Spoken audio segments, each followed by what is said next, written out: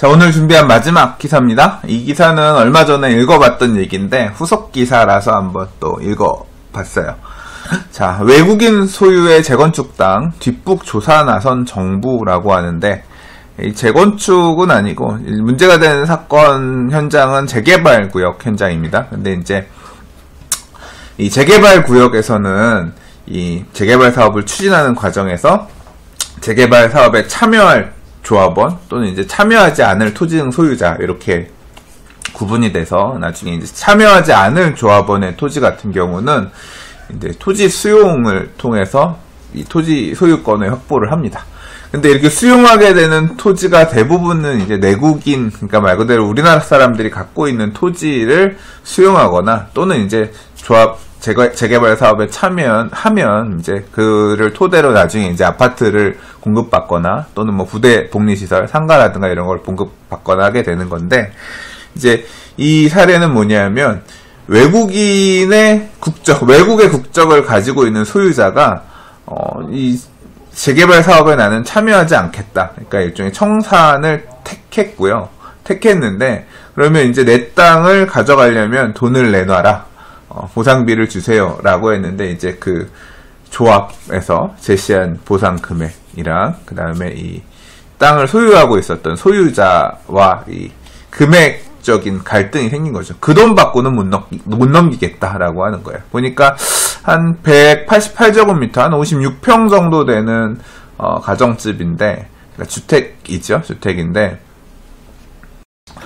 기사가 단위가 달러로 나오니까 좀 헷갈리는데, 대략 한 188제곱미터 56평 정도 되는 주택인데 이게 한 81,776달러, 한 9억 정도 보상가가 나왔나봐요. 그랬는데 이제 이 부분, 그 돈을 받아들일 수는 없다라고 했더니 이제 보통 수용 재결한다고 하거든요. 이때 이제 금액 갖고 그 수용 금액에 이게 꼭 외국인이 아니라 우리나라 사람들도 똑같아요.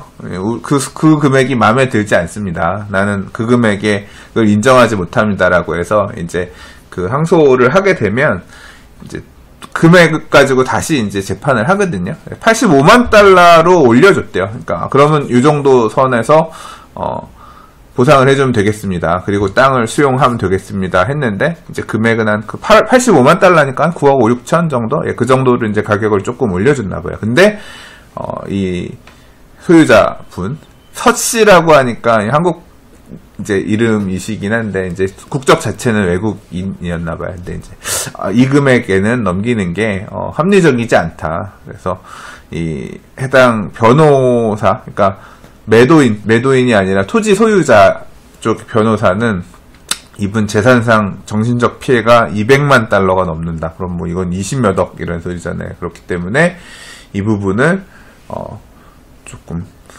불만이다. 근데 불만이다라고 해서 해결을 한 게 이 수용받는 가격을 가지고 싸우는 문제로 해결을 하는 게 아니라 외국인이기 때문에 미국 시민권자가 한미 자유무역협정 FTA를 근거로 투자자 국가소송 ISD 중재 의향서를 접수했다라고 그래요.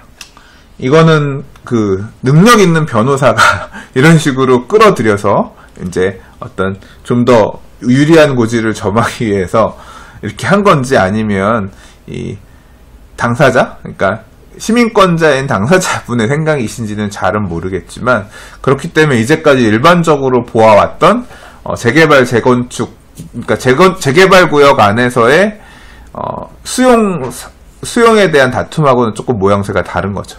그래서 그냥 어떻게 결론이 날까 사실 궁금해서 저는 나중에 결과만 봐야지 이러고 있었는데, 오늘 기사에서 얘기한 건 뭐냐면 정부의 입장이에요. 정부가 나섰대요. 뭐하러 나섰냐면 재개발 또는 재건축 구역 안에 외국인들이 얼마나 토지 등을 소유하고 있는지, 그리고 만약에 이제 이렇게 지금 이 사건 사례처럼 다른 구역 안에서도 외국인들이 지금 뭐 FTA를 끌어들여가지고 투자자 국가 소송 하듯이 소송을 하게 되면 어떤 결과가 나올지를 좀 미리 검토하기 위해서 그런 건지 모르겠지만, 외국인 보유 부동산을 파악하는데 지금 뭐 그 자료를 내놓으라고 국토부에서 일단 요청을 한 것 같아요.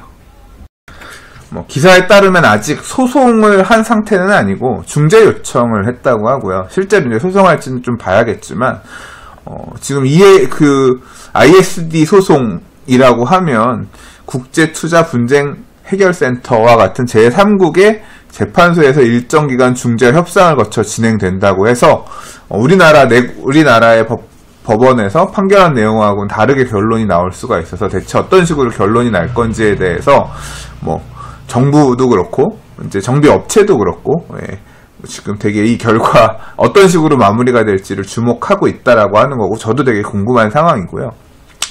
그런데 이제 만약에 지금 뭐 FTA든 뭐든 이런 이유로 해서 보상가를 다른 말 그대로 내국인들 토지 등 소유자가 청산받아서 나가는 금액하고는 터무니없이 뭐 기사에서는 뭐 정신적 피해며 재산상 손해가 20억 달러 뭐 200만 달러라고 했으니까 22억이 넘는다 그랬는데 이런 식으로 해서 보상을 해주라는 근거가 만들어진다고 하면 굉장히 골치 아파지는 정비사업을 추진하는 그 조합 입장에서 굉장히 골치 아파지는 사례가 될 수 있겠죠. 그래서 어떤 식으로 결론이 날지 조금 추후에도 지켜보고 만약에 뭐 기사 나오는 거 있으면 부동산 TV 통해서 한번 다시 뉴스 읽어보도록 하겠습니다.